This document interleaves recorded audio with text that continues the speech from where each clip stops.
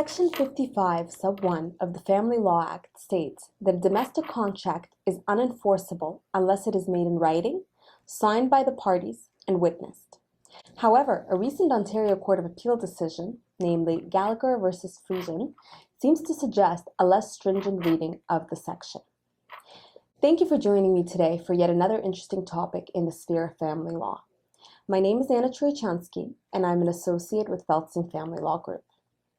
It is a known fact for every family law lawyer that a marriage contract or separation agreement must be signed in the presence of a witness.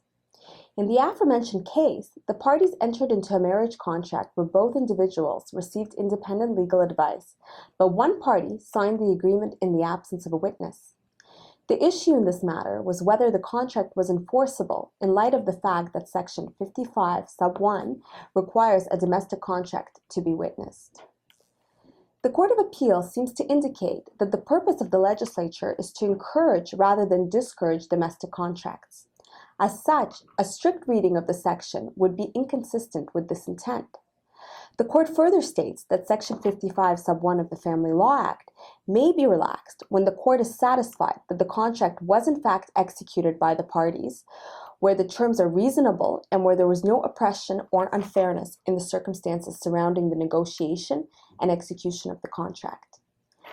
It seems that this case requires further clarification on the question of whether a separation agreement needs to be witnessed, but pursuant to this particular fact scenario, it appears that a domestic contract may be enforceable even in the absence of a witness's signature.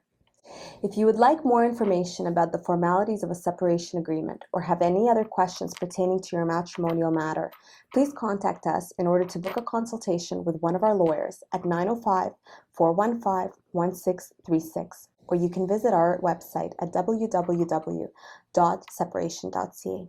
Thank you.